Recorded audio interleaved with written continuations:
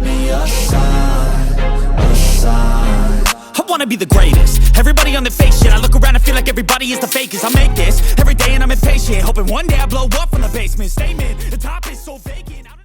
Welcome back to another episode of Lone Star College Football. I want to talk about the Texas Longhorn spring game, the old orange and white game. Something we look forward to as fans. I mean, pretty much the bowl game happens, and then it's like, all right, when's the spring game? When do we get football back? And we got a taste of it this weekend. Just want to talk on it. Some key things that we noticed. Obviously, we saw Isaiah Nayor not playing. Jonathan Brooks didn't really get a whole lot of snaps. He's still recovering from his surgery. Jalen Catalon, the transfer safety from Arkansas, didn't play. The defense was kind of interesting on this, and we'll talk about that here in a minute. But starting with the white team, on offensive side of the ball, you pretty much saw what we expect to be the ones, right? We got Quinn Ewers at quarterback. He got most of the snaps, going 16 of 23 for 195 yards and one touchdown. Pretty impressive touchdown. The rushing, Jaden Blue had 10 carries for 52 yards and a touchdowns. Cedric Baxter had 11 carries for 28 yards and a touchdown. And then everybody after that, Joe Tatum, Jonathan Brooks, Charles Wright, which is a quarterback, and then Worthy. They didn't really get a whole lot. In the receiving game, this was, I'm telling y'all, and it's something that we've seen talent, right, in the receiving room at Texas. Y'all remember when we had Lil Jordan Humphrey, Colin Johnson, and Devin Duvernay? Like, at the time, we're like, man, we got some pretty good receivers. They don't come close to these guys. Now, as far as college athletes go, Lil Jordan Humphrey and Duvernay were pretty great. I mean, considering how Texas was doing at that time, they were pretty great. This receiver room feels like top of the country, maybe not number one in the country, but like we're near the top in the country in our receiving depth. And just going, AD Mitchell, 6 catches, 58 yards and a touchdown. Jordan Whittington, 5 catches, 59 yards and a touchdown. Xavier Worthy, 4 catches for 83 yards. And let me tell you, Jordan Whittington, 5 for 59. That's probably a little bit better than he averaged all season in games.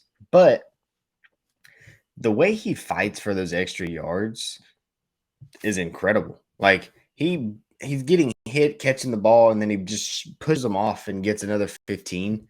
AD Mitchell, he had his spectacular one-handed touchdown from a guy who's only been on campus for a couple of days. That's exciting. Obviously, he was in a green jersey, so he's a little banged up. I want to say they said it was an ankle injury. So he's got a little bit of rehab to do. He's got, I think, the next 9 weeks before they start fall camp or summer camp. Xavier Worthy, we know he dealt with that hand injury at the second half of last season. Come out, 4 catches for 83 yards is a solid game. He could have probably gotten the end zone on that catch he had, the deep ball. Just wasn't able to keep both feet in bounds. He caught the ball on the sideline, tried to turn up the field, and stepped out. All in all, the receiver room, the only critique you could have from the receiver room is probably on the other team. So we'll get to him in just a little bit. Defensively, so the defense was interesting because it wasn't a ones versus twos, like the ones with Quinn, the one offense going against one defense, twos against twos. It wasn't ones against twos, twos against ones, or even like a thing where sometimes you'll see players switch jerseys and run around. I didn't notice that anyways if they did do that. The defense seems like, and I remember Coach Sark was saying that he's going to pick teams, and I guess defense is kind of most of what he was talking about because defensively, you've got starters, right? You've got Ryan Watts on here. You've got Michael Taft, who started last year. We don't expect him to start this year. Tavondre Sweat, we think he'll probably start this year. You've got them on this team, but then you've also got Leonga Lafau and Anthony Hill, both true freshmen. Austin Jordan, he'll be a sophomore this year, but he didn't really play a ton last year. Jamon Tapp, he didn't play a whole lot. Keaton Crawford, the way they're talking about him, he might start this year. Sadir Mitchell and Justice Finkley are both young guys. Gavin Holmes, he's a transfer cornerback from Wake Forest that from what I'm hearing, he might start this year. And so it's like you've got a mix of the starters and some backup guys, which the reason why that's interesting is because when you look at the Orange team, let's scroll down to their defense. All right, they've got some, let's see, what starters do they have from last year? Jaron Thompson, Jalen Ford, Baron Sorrell, Alfred Collins, Byron Murphy might start this year. I don't know if Alfred Collins, he's kind of back and forth. Terrence Brooks probably will start this year. If you ask me, I think that the Orange defense is probably better than the White defense. So the defense that Quinn was going up against was a better defense than the one that Arch and Malik were going up against. And the reason why that's important is because Malik had himself a day, and I don't want to take any credit away from him. I love Malik Murphy. I was telling Logan it's hard being a fan of this so much depth at the quarterback position because I want to see Quinn do good, but boy, I want to see Malik Murphy play.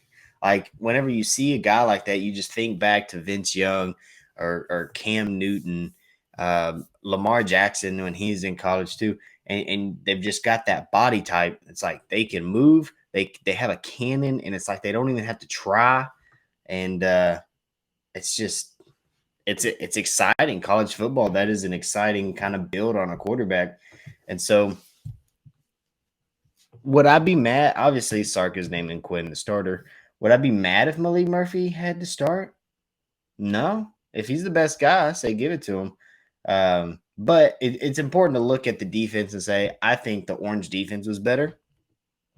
And but maybe that's why Quinn, even though he had an impressive day, he didn't have as good of a day statistically as Malik probably could have if he threw the ball more. I will say give Malik a lot of credit on that deep ball, especially the one that got dropped by DeAndre Moore. So that's the receiver. Let's talk about the quarterbacks. Malik Murphy, 9 of 13 for 165 yards and 1 touchdown. Arch Manning, 5 of 13 for 30 yards. Now, if you're a Longhorn fan, you hear that about Arch, and you're like, oh yeah, well, makes sense. True freshman, supposed to still be in high school right now. If y'all don't remember, he's an early enrollee. He's got 15 practices at the collegiate level under his belt. 5 of 13 for 30 yards. It's not impressive.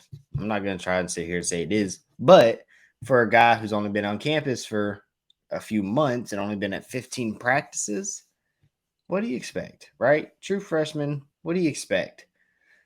Supposed to still be in high school. You know, nobody expects people to come in as true freshmen and just light it up. Now it's happened, right? Wasn't Trevor Lawrence? Wasn't he a true freshman when he won a Heisman?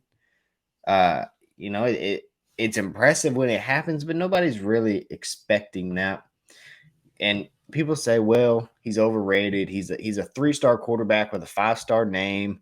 And let me tell you something. When you're a quarterback and you've got the University of Texas, Georgia, Clemson, Alabama, you've got coaches like Nick Saban and Kirby Smart coming after you. Yeah, I'm gonna say he's got some pretty good talent, and I guarantee you for sure because I've seen it. I've seen you on Twitter. You'll be an Alabama fan or a Georgia fan talking crap about Arch Manning, but you know good and well if he went to Georgia or Bama, y'all be loving the publicity right now. So, but it's all right. He'll get there. He just he's gonna need more time in the offense in the system. It's different than high school.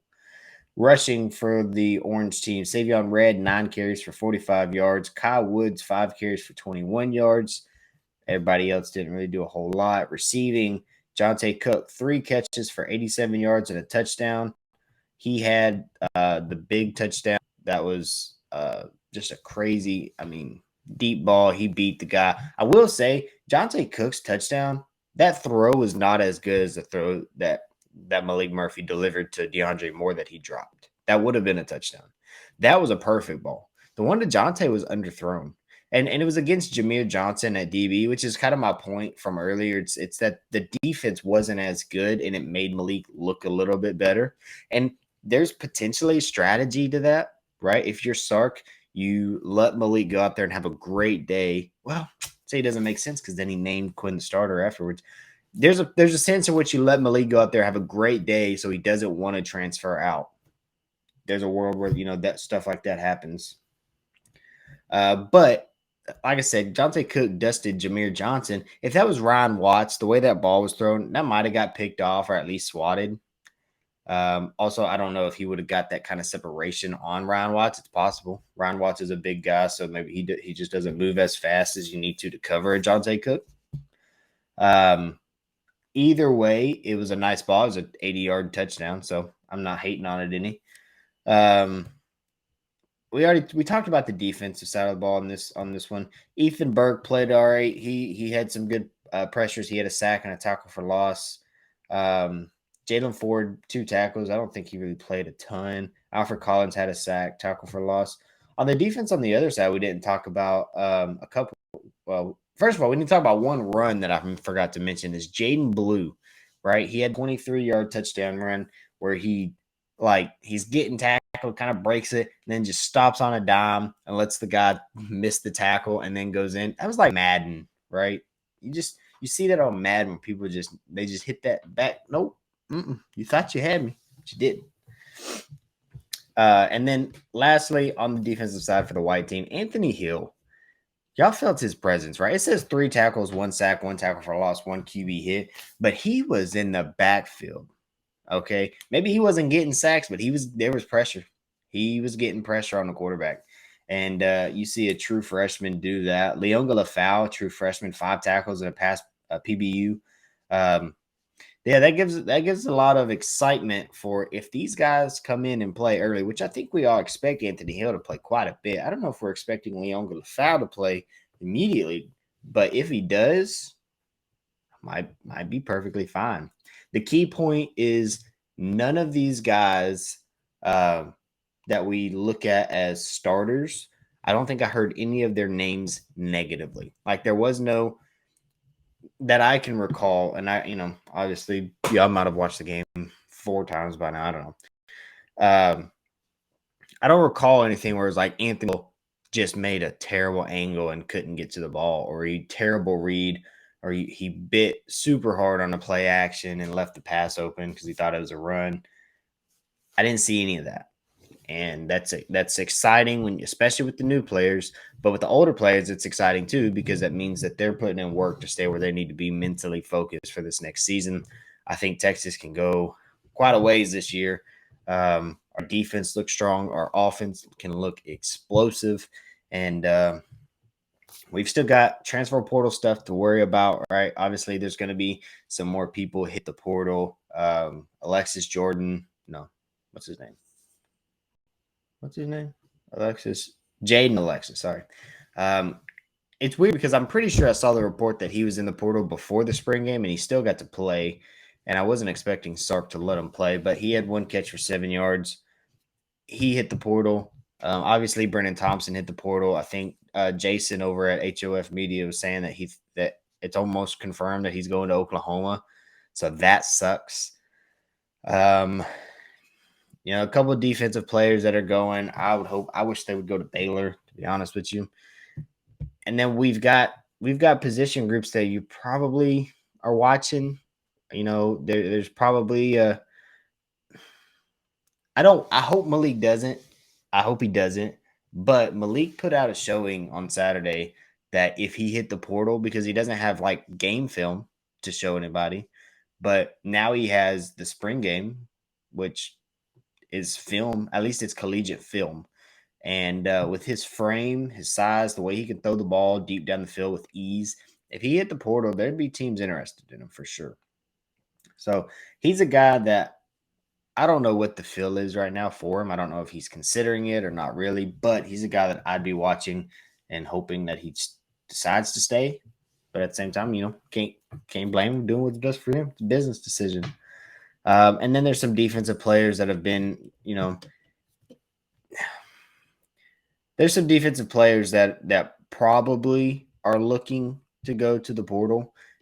And I don't know if they're going to do it, if maybe it's even too late, right? So, like, for example, we just got another D tackle, I think, the Minnesota transfer. So, if we have the D tackles that are thinking they were going to play this year, and now it's like, oh, I'm getting recruited over through the portal. You might see them hit the portal. Keaton Crawford's been playing really, really good. So he was a guy that earlier I was kind of concerned with maybe leaving when we got Jalen Catalon, because Jaron Thompson I think is going to secure that spot. But Keaton Crawford's been playing well, so I don't think he'll leave. Michael Taft, is he a scholarship guy now? I don't even know. He was a walk on. He played quite a bit last year, and now going from playing quite a bit to getting covered up because he played safety a lot. And so now you've got Jaron Thompson, Keaton Crawford's playing well, Jalen Catalon's playing well. He's probably the number 4 safety now. If he's getting a feel that maybe there'd be a team interested in him, I wouldn't be surprised to see a guy like him hit the portal. Austin Jordan, defensive back. We've got obviously Ryan Watts, Terrence Brooks, Malik Muhammad playing well, and then Gavin Holmes coming in. He's a guy he played last year, but not a whole lot. Austin Jordan did. So if he's not going to get the playing time he wants, he might be in the portal. And then there's a guy like Bear Alexander from Georgia who's in the portal for who knows why. Texas needs to go after that guy for sure, 100%. Like we need to. Yeah, that is a stud. He had 2 sacks in the national championship game. And if we got a guy like him, he's a D tackle too. So if we got him, then you'd pretty much almost guarantee that somebody would be hitting the portal at D tackle on our team. So, this team's coming together quite nicely. Unfortunately, the spring game is over, which means we're halfway through April. We still have the rest of April. We got May, and then June is when summer camp picks up. June, July, and then August, the fall camp or whatever they call it will begin, and they have that for a couple weeks, and then the first weekend of September we got football. So May, June, July, and August, we have about 4.5 months left until some meaningful college football is played. If y'all made it this far, appreciate y'all rocking with us, and until next time,